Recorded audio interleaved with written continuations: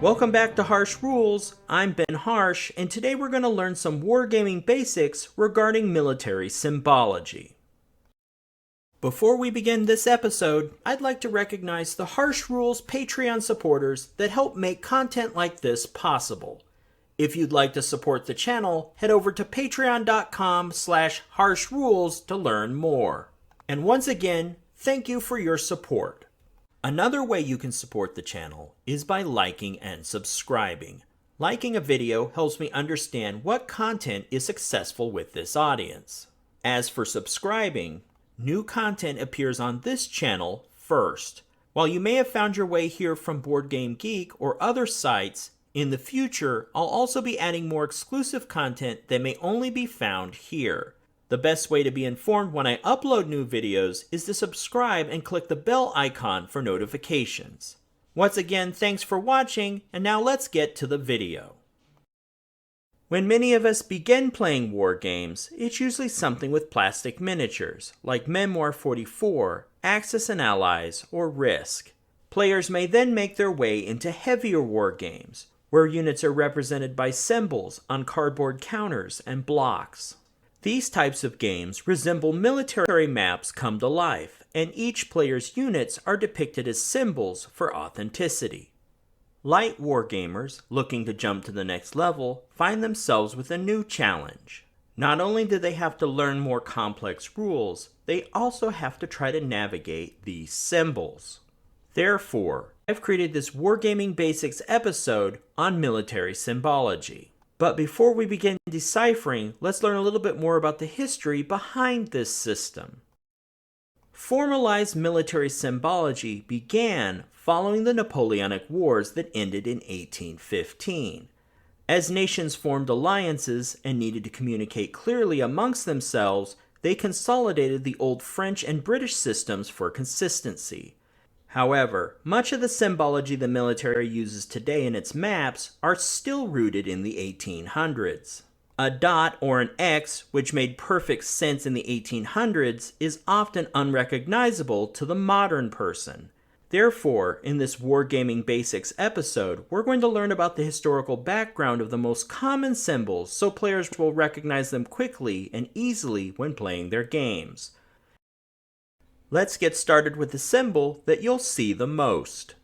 Infantry remains the backbone of military organizations, as it is the primary force that engages in combat on foot.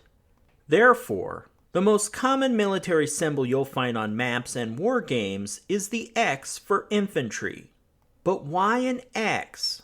Well, when military symbology was developed in the 1800s, the leather cross straps on infantry soldiers stood out in people's minds. Therefore, the X was adopted to symbolize these units on maps. An interesting note that the cross straps on uniforms were criticized because it made a target on a soldier's body. Soldiers were even told to aim for the X, and at a distance, it pointed out an infantryman's vitals. Although the cross straps would be phased out of uniform design, the X would remain in military symbology. The next symbol, closely related to infantry, is for cavalry. Cavalry, from the French word cavalerie, itself is derived from cheval, meaning horse. And once again, the military of the 1800s saw this slash as the single chest strap or saber belt of a cavalry rider. Even in the 20th century, traditional cavalry played an important role in the world wars. Horses don't require petrol, and they can navigate rugged terrain and dense foliage or marshlands that would stop a motorized vehicle.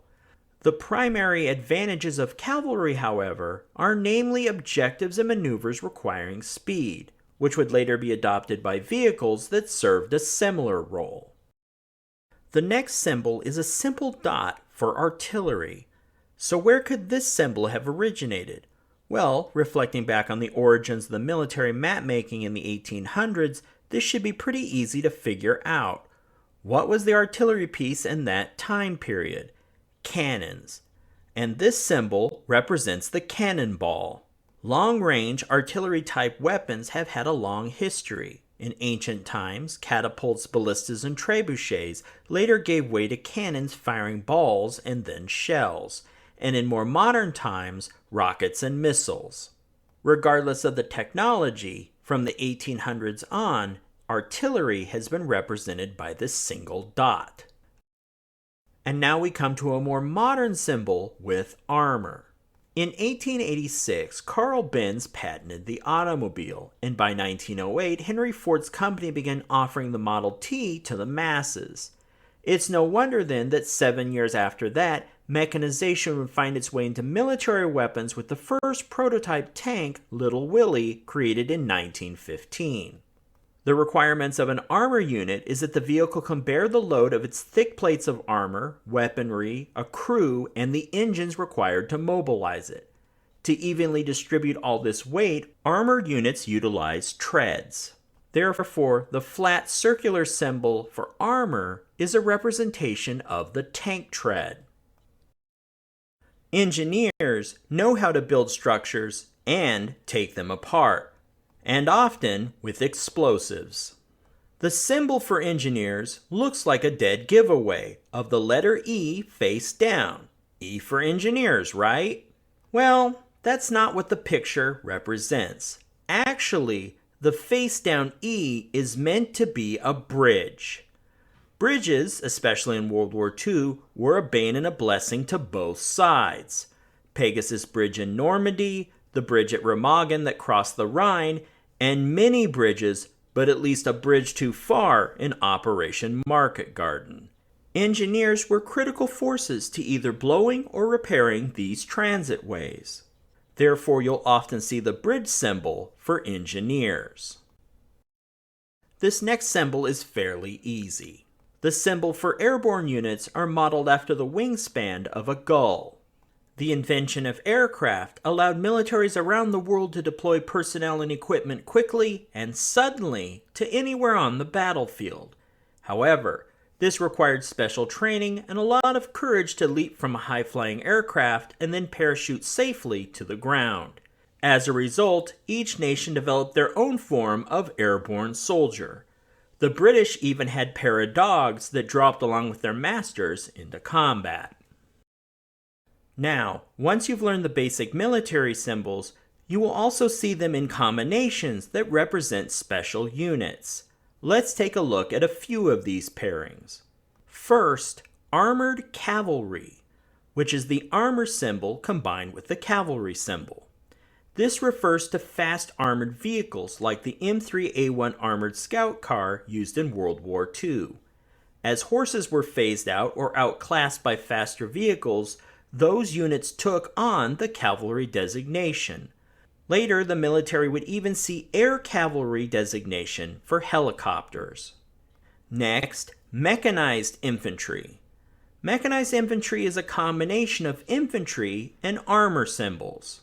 This symbol combination often represents armored personnel carriers like the German SDKFZ 251. While armored, mechanized infantry typically do not have defensive weapons such as cannons like traditional armor units. The defense is mostly provided by the infantry riding inside. Finally, another hybrid is the self-propelled artillery unit. Essentially, this is an artillery piece mounted on an armored vehicle.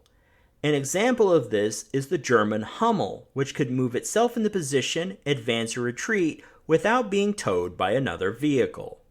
And now with these few examples, you know the base symbology to puzzle out these designations that you might encounter by reading military maps or games. And we've removed one more barrier to learning these more advanced war games. Let me know what you think in the comments below, and look out for future episodes in this Wargaming Basics series. If you found this video helpful, please give me a like and share with your friends. To be the first notified when the next episode of Harsh Rules becomes available, please hit the bell icon for notifications. And as always, this has been Harsh for Harsh Rules. Thank you so much for watching, and I'll see you on the next video.